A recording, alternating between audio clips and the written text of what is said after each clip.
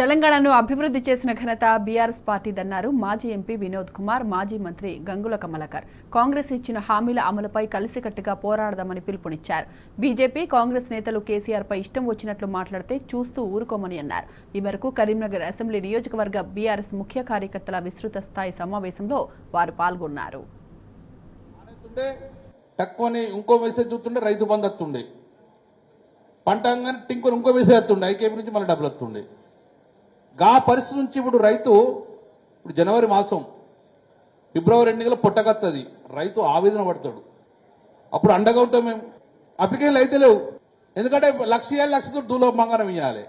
షాదిమోరుగా online అయితే లేవు. గతంలో 24 గంటలు మేము ఆన్లైన్ పెట్టినాం. నేనైతే ఇప్పుడు ఆన్లైన్ బంద్. ఏదో రాజ్యాధికారం కోసం, పదుల కోసం అని చెప్పి మనం ఆశించలేదు.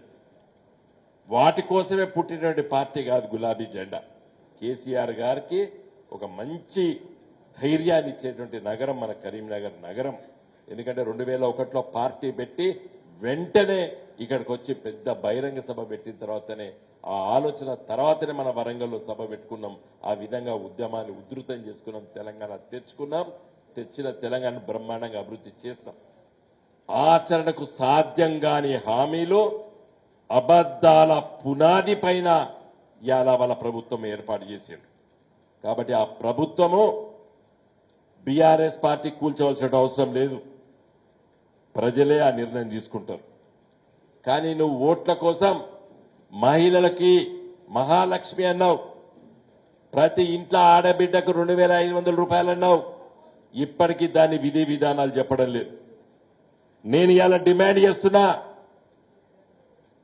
మీరు 100 రోజుల తర్వాతనే ఇవ్వండి, కానీ జీవోలు తీయండి. మీరు ఇచ్చినటువంటి 6 గ్యారంటీల స్కీములు ఏవైతే ఉన్నాయో, 6 కాదు, 6 3ల 18 ఉన్నాయి. దాంట్లో 6 గ్యారంటీలు కూడా 18 ఉన్నాయి. వాటిపైన జీవోలు తీయండి, లేకపోతే మీరు షెడ్యూల్ వచ్చిందని చెప్పి తప్పించుకుంటారు. ప్రతి లీటరు పెట్రోల్ మీద, డీజిల్ మీద సెస్ వసూలు చేస్తారు. తెలంగాణ రాష్ట్రంలో ప్రతిరోజు అమ్ముడువైన ప్రతి లీటర్ పెట్రోలు, లీటర్ డీజిల్ మీద వచ్చేటువంటి పైసల లోపల మన వాటా మనకిస్తారు, వాళ్ళ వాటా వాళ్ళకిస్తారు. గా పైసలు వచ్చినాయి. నువ్వు కేంద్ర రైల్వే శాఖ నుండి కానీ, నీ కేంద్ర ప్రభుత్వం నుండి ₹1 కూడా దాంట్లో లేదు. కానీ దాని పేరు సెంట్రల్ రోడ్ ఫండ్. ఇలా ఒక టెక్నికల్ ఇన్స్టిట్యూట్ వస్తే ఈ నగరానికి ఎంతో గొప్పగా. ఇంకా చాలా విషయాలు ఉన్నాయి. ఈ బీజేపీ ఎంపీలు 4 గెలిచిండ్రు, ఏం చేయలేదని చెప్పడానికి ఇంకా ఉన్నాయి. ఇవాళ ఏది పడితే అది మాట్లాడు. కేసీఆర్ గారి మీద నోరున్నదని చెప్పి ఏది పడితే అది మాట్లాడతారా? బీజేపీ పార్టీ నాయకులు, ముఖ్యంగా బండి సంజయ్ గారు, ఇలా రేవంత్ రెడ్డి గారు మాట్లాడిరు. లండన్లో వలేసి పడతాడు పులినోనడు. నేనైతే నాకు తెలిసిన వలేసి పట్టేది కుందేలల్ని, పులిని పడతాడు ఎవడన్నా వలేసి. ఈ కాంగ్రెస్ పార్టీ వాళ్ళకు, బీజేపీ వాళ్ళకు చెప్పదలుచుకున్నాం, మేము రాజ్యాధికారం కోసం పార్టీ పెట్టలేదు. First mind it.